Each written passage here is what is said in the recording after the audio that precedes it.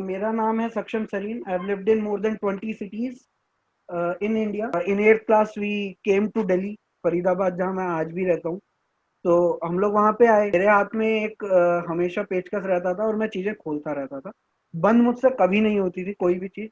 तो लोगों को लगने लग गया कि अब ये इंजीनियर बनेगा. I was more of a mechanic and not a engineer. तो मैं एक्सचेंज पे गया. एक्सचेंज पे जाने का सबसे बड़ा क्राइटेरिया मेरा ये था कि भाई पहली बात तो आईएमटी का एक्सचेंज जो होता है उसके बारे में थोड़ी बात करते हैं. आईएमटी का एक्सचेंज होता है कम से कम 3 महीने का. तो एक पूरा टर्म या 2 टर्म आपको बाहर किसी कॉलेज में रहना है. तो आई वॉज वेरी हैप्पी. कुछ कॉलेजेस में होता है 2 हफ्ता घूम के ले. तो उसके लिए भी वो जाना भी ऑब्वियसली अच्छा. भाई लाख 1.5 लाख रुपए में आप घूमने फिरने जा रहे हो, क्या चाहिए. घूम सकते हो but that is not okay for educational purposes. I said okay ठीक है, मैं 3 महीने रहेगा. मैं गया फ्रांस में. One of the best college है न्योमा बिजनेस स्कूल करके. you'll check it's in the top 5 ranking of France. तो मैं गया वहां पे. तो बेसिक फंडा मेरा क्या था फ्रांस जाने या रहने का, कि भाई देखो मैं पढ़ने नहीं आया हूँ. मैं पढ़ूंगा कुछ नहीं. मैं घूमने आया हूँ, मैं समझने आया हूँ उस देश को. मैं लोगों को समझने आया हूँ और एट मैक्स अगर मन करेगा तो हाउ दीज गाइज वर्क वो करने का. तो there is a term called ला विवे करके. There is a term which means how to live your life in French. I was very excited with that concept. वहां जाके मैंने और भी कई चीजें सीखी कि वॉलमार्ट जैसा उनका एक बड़ा सा वो होता है, उसमें उनका बाइंग प्रोसेस क्या होता है. उनके साथ काम किया, लैंग्वेजेस सीखी, फ्रेंच सीखी, स्पेनिश में यहाँ से सीख रहा था. उनकी वैल्यू सीखी कि वो लोग क्या एडमायर करते. मेरी स्टोरी है वो तुम्हारे ऊपर नहीं लगेगी. Make your own story. ठीक है. तो माई स्टोरी गोज लाइक कि whenever someone asks me, tell me about yourself. Okay, my name is Satyam Sarin. I've lived in more than 20 cities and 10 states in India. My father had a transferable job. His name is Mr. Rajiv Kumar Sarin. Finally, we are settled. Mummy का नाम भी बताता हूँ. Finally, we are settled in Faridabad, Haryana. I did my 10th from Kendriya Vidyalaya and scored 9.4 CGPA. I was a bright student and I moved to a different school for my JEE preparation and I scored 92% marks in 12th standard. I got an admission into Punjab University, which is one of the largest universities offering a BTech course in India. It is a government university. In the very second year, I joined theatre. I did few plays. Side by side, I joined National Cadet Corps. I started as a cadet and went ahead and become the senior under officer for and remained senior under officer for 2 years. 2 years tenure is the maximum tenure someone can become someone can hold that rank. In the later half of my engineering, I published 3 research papers based on the electrical energy restoration from earthquakes and the hybrid energy. And soon after that, I got an opportunity to work with a technical consulting firm. And unfortunately, it had stopped its operation in 2018. Soon after I joined the firm, so I switched in the same field and became a technical consultant in another firm's name. I knew that there is something missing, so I started doing some various internships to find what is missing in. I joined a digital marketing internship through Internshala. I started liking it, so I thought, why not go into marketing? So the best step was either I joined as a associate and step up the ladder, or else I do an MBA and skip few initial steps. I was good in studies, as I already told you. I joined MBA Institute of Management Technology in 2018. My CGPA there is 8. I've done my internship in Imami Limited. Uh, After that, I went to an exchange program in France. I worked with Intermarché, which is a Walmart of France. I've been to 18 various countries. I came to my country and I am here and I am eligible to apply all the fundas that I've learned throughout this journey. तो अब आप एक चीज notice करोगे, इसके अंदर मैंने बहुत सारी चीजें खा गया. फॉर एग्जाम्पल, मेरा यूआईटी का सीजीपीए मैंने नहीं बताया किसी को. ठीक है. मैंने अपनी सॉफ्टवेयर इंटर्नशिप जो थी सॉफ्टवेयर टेस्टर की नहीं बताई किसी को. मैंने ये भी नहीं बताया किसी को कि मेरा जो ऑस्मियम था, थिएटर ग्रुप था, उसमें मैंने आगे कंटिन्यू क्यों नहीं किया? दीज आर सम स्टेप्स, क्योंकि मेरे को पता है कि मैं जो बोलूंगा उससे मेरे पे क्वेश्चन आएगा, तो मैंने उस चीज को ऐसे ही फ्रेम किया। जो मेरी अच्छाइयाँ थी वो मैंने बताई कि सर मेरी अच्छाइयों में मेरे से जो पूछना है पूछ लो, उसमें मैं आपको पूरा आंसर कर सकता हूँ। तो this is how you can also prepare your tell me about your. देखो मैं एक सीधी बात बताता हूँ, जो तुमने किया टेल दैट, ठीक है? तो अगर आप नोटिस करो तो मैंने सितंबर 2017 में नौकरी छोड़ दी थी, और मेरा आईएमटी का या कोई भी इंटरव्यू जो था वो 2018 फरवरी से स्टार्ट होना था। तो September to February it was somewhere around 6 months, 5-6 months. वो भी एक गैप था मेरे लिए। मैं कैसे उस चीज को जस्टिफाई करता था कि भाई मैं उस समय पे ऑपरेशन इंटर्न था एलिक्सर इवेंट्स में, मैं सेल्समैन गिरी कर रहा था ऑब्वियसली एलिक्सर में ही।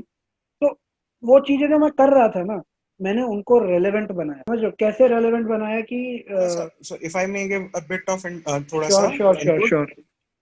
See, guys, first thing is get comfortable कि गैप कुछ नहीं होता है। दो तरीके से, if you are not employed ना, तो दो चीजें हो सकती हैं। नंबर वन, या तो तुम लोग छुट्टियां मना रहे हो, you are relaxing. It's okay to tell in the corporate that you were on a holiday after your education and then you wanted to join the corporate. And number two, you are preparing for some exam. When you are preparing for some exam, again, it is not a drop. It is you doing something to get inside a college or get inside a company. So you were preparing. That is not a gap year. Get comfortable with the statement that I just said. अपने आप answer मिल जाएगा वहां पे, interview में easily corp हो जाएगा। यार देखो मैं एक सीधी सी बात बोलूं तो मेरा तो यही कहना है कि जिस दिन मैं आके ना खुश से अपने बेड पे सो जाऊंगा, बहुत सुखी रहूंगा मैं, उस समय मैं अपने आप को बोलूंगा कि हाँ मैं सेटिस्फाइड। लेकिन मेरे सेटिस्फेक्शन का मतलब मैं सक्सेस नहीं काउंट करूंगा। रीजन बीइंग कि मेरे साथ और भी लाइफ जुड़ी है ना। तो एक एग्जांपल लेते हैं, जब मैं सेल्स की जॉब कर रहा था, जब मैं बीपीसीएल में के लिए या आईओसीएल के लिए दुकानों पे जाता था, मैं बहुत खुश होता था क्योंकि मैं लोग से बात कर रहा था, मैं ट्रेवल भी कर रहा था, और मैं इंटरेस्टेड भी था चीज़ों में। और मैं डेली इतना थक भी जाता था कि मैं वापस आके सीधे सोता था और बहुत सेटिस्फाइड था। तो तुम खुद सोचो, तुम एक रियल लाइफ सिनेरियो में क्या तुम इसे सक्सेस कह सकते हो? मेरे अकेले के लिए मे बी हाँ, बट मेरे साथ जुड़ी हुई और जितनी लाइफ है, मेरी फैमिली, मेरे पेरेंट्स, मेरी गर्लफ्रेंड, मेरे दोस्त, उन सब के लिए क्या, उन सबको टोटल अकाउंट करो तो क्या वो सक्सेस थी? नहीं। आज की डेट में मैं चलो एक एरिया सेल्स मैनेजर कल को बन जाता हूँ, पैसे भी अच्छे खासे आ रहे हैं, मेरे घर वाले खुश हैं, मेरे दोस्त खुश हैं, सारी लाइफ खुश है, मैं सेटिस्फाइड नहीं हूँ, तो क्या वो सक्सेस है? नहीं है। तो success is something, for me at least it is something कि मैं खुश हूँ, मेरे घर वाले भी खुश हैं, मेरे आसपास के जो मेरे क्लोज दोस्त हैं, ऑब्वियसली जो नकचिड़े दोस्त होते हैं वो नहीं, जो अच्छे दोस्त हैं वो खुश हैं, सब खुश हैं। तो हाँ मैं एक सक्सेसफुल आदमी हूँ। अब आपकी सक्सेस आपको डिफाइन करनी है। First and foremost point is do whatever you want, do whatever you want to do, whenever you want to do, don't think about others। ठीक है? हो सकता है 5 साल बाद मेरा मन करे चलो पायलट बनते हैं और कमर्शियल पायलट के लिए तैयारी करते हैं, कोई कोई नहीं कह सकता। हो सकता है मेरी बचपन की जॉब थी भाई, मेरे को अभी भी करना है, मन है, कर सकता हूँ, पैसा आ गया मैं कर भी लूंगा। ठीक है? तो सेम अप्लाइज टू यू। कभी मत सोचना कि मैं ये नहीं कर सकता, या अब टाइम निकल गया। ऑब्वियसली अब तुम अगर ये बोलोगे कि मैं डॉक्टर बनना चाहता हूँ, तो उसका टाइम सही में निकल गया, मेडिकल नहीं ले सकते अब। Secondly, never drop out. ठीक है? एक टर्म बहुत यूज होती है, आप लोगों को भी आगे अच्छे से बताएंगे, इंजीनियरिंग में ड्रॉप आउट कर लेते हैं। मार्क जुकरबर्ग ड्रॉप आउट किया था, एप्पल का CEO Steve Jobs drop out था। These guys were not drop out, I will tell you. Mark Zuckerberg के बाद जब फेसबुक सेटल हो गया था ना, देन ही लेफ्ट उसकी पढ़ाई, कि भाई मैं अब ये नहीं पढ़ सकता because it is not making a difference to me. He was not a drop out, उसके पास प्लान था, उसका प्लान चल रहा था। ठीक है? एप्पल की बात करें अगर, तो स्टीव जॉब्स ने रीड कॉलेज में, लोग कहते हैं कि ही dropped out of those courses जिसमें उसको इंटरेस्ट नहीं था। इकोनॉमिक्स छोड़ा था उसने, उसको मजा नहीं आ रहा था, उसकी जगह पे उसने कंपनसेटरी कोर्स किया था उन्हीं आवर्स में, कैलीग्राफी का, जिसकी वजह से हम वर्ड आर्ट देखते हैं ना, वो है। तो he was not a drop out, बस उसकी डिग्री पे क्रेडिट पूरे नहीं हो पा रहे। Third point, do justification to whatever you do, anything. मैं आज भी अपनी पुरानी जितनी भी जॉब्स हैं उनमें जाके किसी से ये बोलूँ ना कि मेरे को नौकरी दो, तो वो देंगे।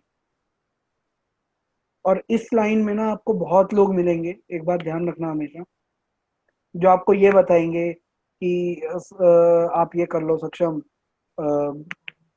यहाँ से इस कंपनी से उस कंपनी हॉप कर लो, और झूठ बोल के हॉप कर लो कि मैं ये कंपनी छोड़ के उधर जा रहा हूँ बट मेरे को पढ़ाई करनी है। बहुत लोग मिलेंगे ऐसे, मेरे ही काफी दोस्त हैं।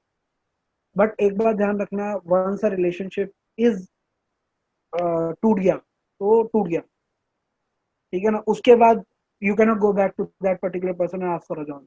Also most important point, story self.